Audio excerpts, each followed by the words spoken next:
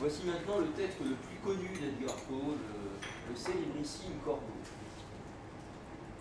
Une fois, par un noir minuit, usant une force qui fuit sur maint volume étrange et précieux de savoir oublié, dodelinant, presque dormant, j'entendis un bruit faiblement, comme si quelqu'un doucement, doucement eût gratté ma porte.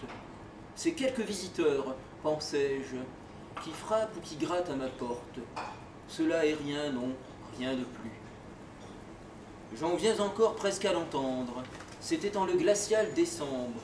Les flots d'un feu qui se démembre jetaient leur spectre sur le sol. Ardemment j'attendais l'aurore, en mes livres cherchant encore quelque oubli de tant de douleur. Douleur d'avoir perdu Lénore. Cette vierge unique et radieuse est nommée des anges Lénore, et privée de nom, ici-bas. Et le bruissement incertain des rideaux rouges, tristes et vains, m'envahissait, pour la première fois d'effrois étranges. Pour calmer mon cœur en chaos, je répétais tel un écho. C'est quelque visiteur qui vient demander audience à ma porte.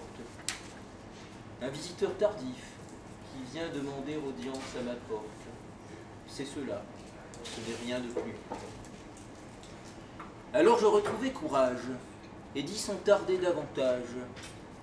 Monsieur, madame, un cœur sincère implore votre pardon. J'étais ici, tout somnolent, et vous grattiez si faiblement, et vous frappiez si doucement à ma porte, que j'ai douté de vous entendre. Alors j'ouvris grande la porte. Il y avait l'ombre, et rien de plus. Ayant longtemps scruté cette ombre, je demeurai perplexe et sombre, en des rêves que nul mortel jamais n'avait osé rêver. Mais le silence inviolé, d'aucun bruit ne fut traversé. Rien ne vint que ce mot lancé dans un murmure de « Lénore ?» lancé par moi, puis à son tour un écho chuchotant « Lénore ?» tout simplement et rien de plus. Alors de retour dans ma chambre, tout est perdu, l'âme brûlante, un peu plus fort qu'auparavant, ce bruit je l'entendis encore. Bien sûr, dis-je, c'est quelque chose qui heurte ma fenêtre close, un volet. Allons voir, ouvrons, cherchons la clé de ce mystère. Oui, quand mon cœur sera calmé, cherchons la clé de ce mystère. C'est le vent, ce n'est rien de plus. J'ouvris grand la fenêtre. Alors, dans un envol rapide et fort, parut un noble et grand corbeau des 5 jours de jadis. Il vint sans le moindre salut, n'hésita, ne s'arrêta plus, mais, avec un air seigneurial, se percha par-dessus ma porte. Se percha sur Pallas, un buste au-dessus même de ma porte. Perché, il siégea, rien de plus. Alors ce grand oiseau d'ébène fit quelque peu s'enfuir ma peine.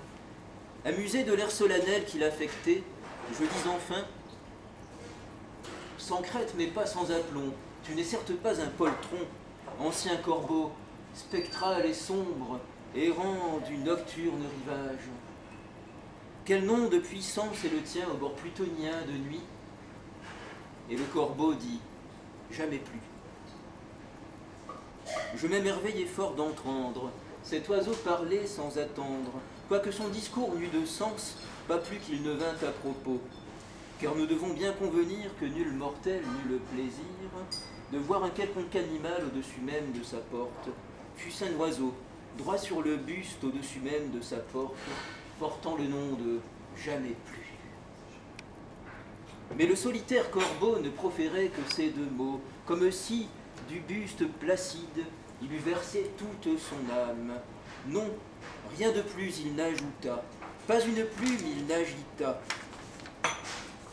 Mais quand j'ai murmuré tout bas, d'autres amis s'en sont allés. Dans le matin il s'en ira, où mes espoirs s'en sont allés. Alors l'oiseau dit « Jamais plus !» Je tressaillis en l'entendant me répondre aussi justement.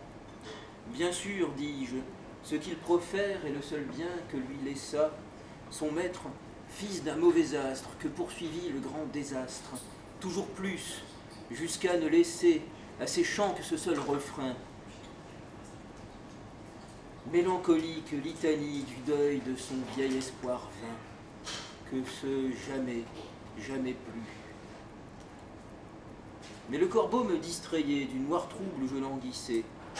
Je roulais vite un lourd fauteuil devant lui, la porte et le buste, et dans le velours m'enfonçant, le songe et le songe unissant, je restais là, m'interrogeant sur l'augural oiseau des jours. Que disait le spectral, le sombre et l'augural oiseau des jours, quand il croassait, jamais plus. Je demeurais à réfléchir, de la sorte et sans plus rien dire, à l'oiseau dont les yeux brillants brûlaient jusqu'au fond de mon cœur.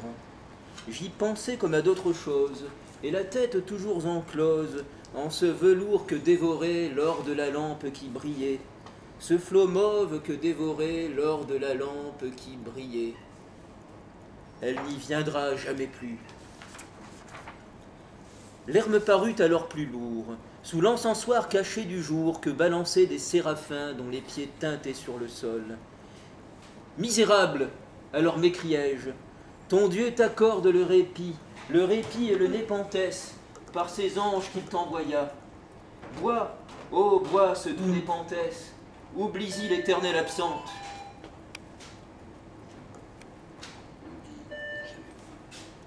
Et le corbeau dit, jamais plus. Corbeau, dis-je, être de malheur, quel que tu sois, démon, prophète, envoyé par le tentateur, abandonné par la tempête, désespéré mais indompté sur ces rivages enchantés, sur mon seuil par l'horreur hantée, dis-moi vraiment, je t'en implore, est-il un baume en Galade? Dis-moi, dis-moi, je t'en implore.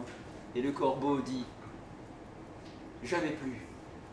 Corbeau, dis-je, être de malheur, quel que tu sois, démon, prophète, par ce ciel qui sur nous s'allonge, et ce Dieu que nous adorons, dis si mon âme au noir chagrin, tout là-haut, dans l'Éden lointain, étreindra l'âme sanctifiée, nommée par les anges Lénore, une vierge unique et radieuse, et nommée par les anges Lénore. Et le corbeau dit, jamais plus. Et je hurlai, diable au corbeau, il faut nous quitter sur ces mots. Retourne-t'en dans la tempête au bord plutonien de nuit. Que rien, pas une plume noire ici ne marque ta mémoire. Va-t'en loin de ma sombre histoire et loin du buste sur mon nuit. Arrache ton bec de mon cœur et va-t'en, spectre de mon nuit. Mais le corbeau dit, jamais plus. Et le corbeau, sans plus bouger, reste assiégé, à m'assiéger. Sur Pallas, le buste pallide au-dessus même de ma porte, et ses yeux me fixant sans trêve sont les yeux d'un démon qui rêve, et la lampe brûlant sur lui jette son ombre sur le sol. Et mon âme de cette nuit, qui gît flottante sur le sol, ne s'élèvera jamais plus.